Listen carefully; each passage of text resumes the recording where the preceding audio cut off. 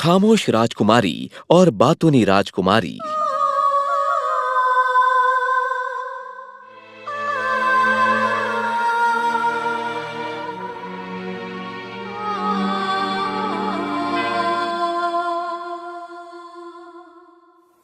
बहुत साल पहले एक राज्य जो पहाड़ों और घने जंगलों के बीच छुपा हुआ था, वहां दो राजकुमारियों का जन्म हुआ। एक तमीज से बात करती, असल में बहुत बकबक करती थी। उसकी आवाज बुलंद और जबरदस्त थी, जो महल के हर कोने में गूंजती थी। और दूसरी राजकुमारी कुछ नहीं बोलती थी। कोई नहीं जानता था कि छोटी राजकुमारी इतनी खामोश कैसे हो गई।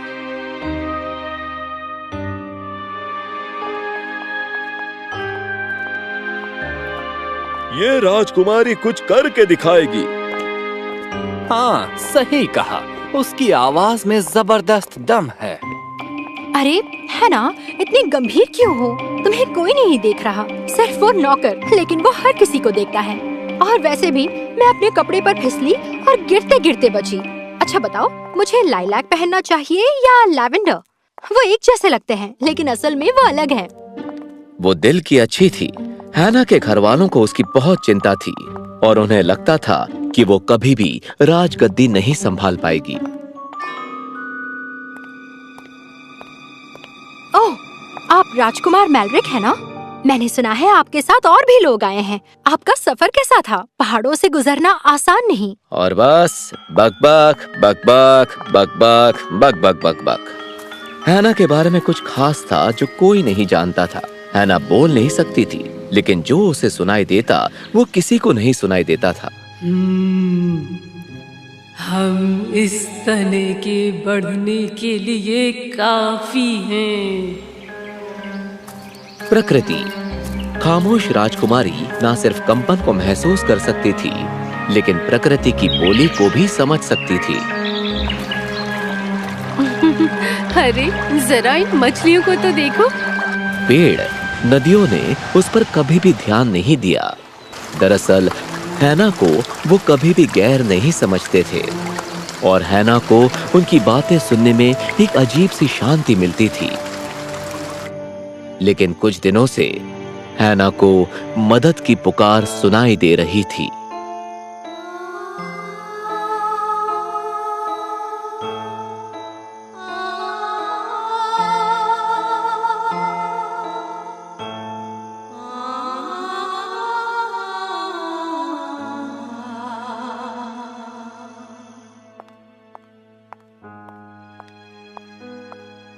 जंगल में आवाजें? बेटा, तुम बस बोर हो गई होगी। हाँ। हमारी बेचारी बच्ची दोस्त नहीं है तो किसी को भी दोस्त बना रही है। राजकुमारी हैना ने फैसला किया कि वो खुद इस आवाज से निपटेगी। कुछ देर चलने के बाद उसने कुछ सुना। वो चलते हैं, वो मोड़ते हैं, वो झूठ बोलते हैं। हैना घबरा गई। उसे हमेशा लगता था कि जंगल उसका घर है, लेकिन जैसे जैसे वो जंगल की गहराई में जाने लगी, उसे एक अजीब सी बेचैनी महसूस होने लगी। और वो उसके सामने थी। Root keeper. क्या ये सच है? हैना ने मन ही मन सोचा। लेकिन रूट कीपर तो बस एक कहानी है। मैंने इसके बारे में रॉयल लाइब्रेरी में पढ़ा था।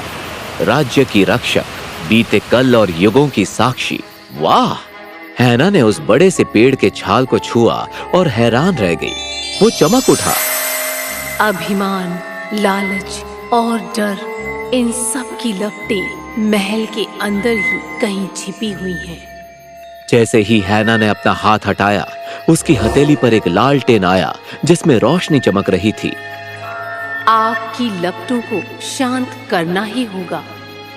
लपटें? हैना ने सोचा, क्या ये जादू है? और हाँ, ये जादू ही था। वहां महल में हैना ने उन्हें चेतावनी देने की पूरी कोशिश की, लेकिन उन्हें लालटेन नहीं दिखी। क्या वो सिर्फ मुझे दिख रही है? क्या ये उस सूप की वजह से तो नहीं? मैंने कहा था मशरूम नहीं। तुमने सही कहा, ये तो अनर्थ हो गया। हाँ, हर वक्त बक बक। हर कोई चाहता है कि कोई तो उनकी आवाज सुने। मैं एक स्कूल खोलूंगी इन जैसे लोगों के लिए। ओह मेरी बच्ची। उन्होंने उसकी बात नहीं सुनी, कभी नहीं सुनते थे। हार मानकर हैना पेड़ के पास गई, दिल में असमंजस लिए।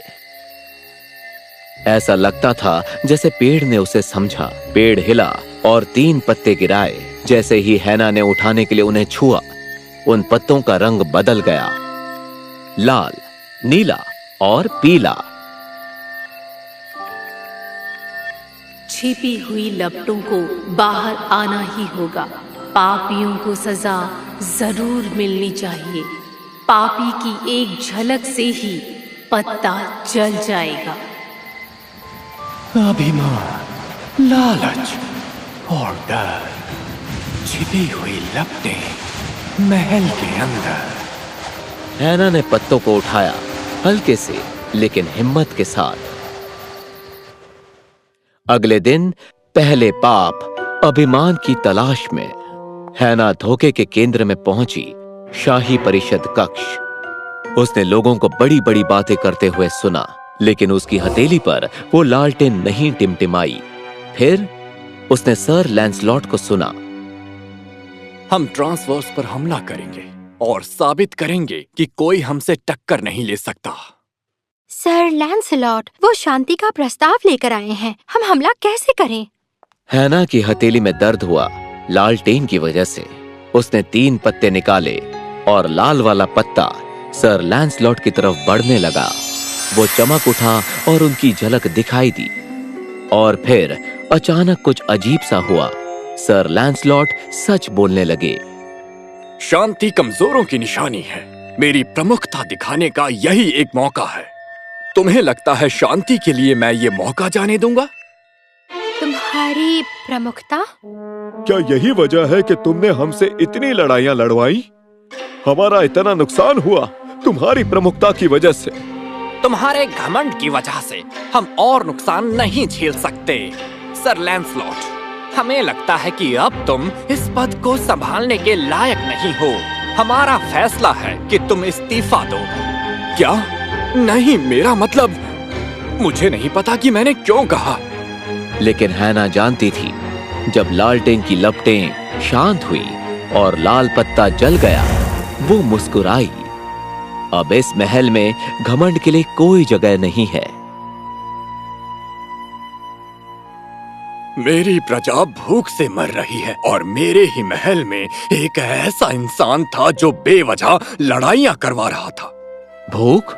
ये शब्द सुनते ही हैना की हथेली जलने लगी। क्या एक और पाप आस पास है? 1 मिनट, ये खुशबू कहां से आ रही है?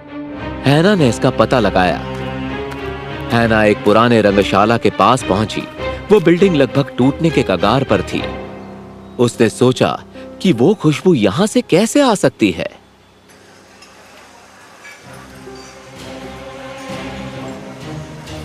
और ले आओ, जी भर के खाओ, सोचो मत। वैसे शाही रसोइयों को भी शाही खाना खाने का पूरा हक है। ये देखकर हैना चौंक गई। क्या ये एक भोज था? शाही रसोइये आम लोगों के लिए रखे राशन में से चुराकर अमीर लोगों को खिला रहे थे। उसकी हथेली में हरा पत्ता चमक उठा। उसने पत्ते को पकड़ा और फिर ये हुआ। अरे, ये घंटा किसने बजाया? ये रंगशाला तो सालों से बंद है।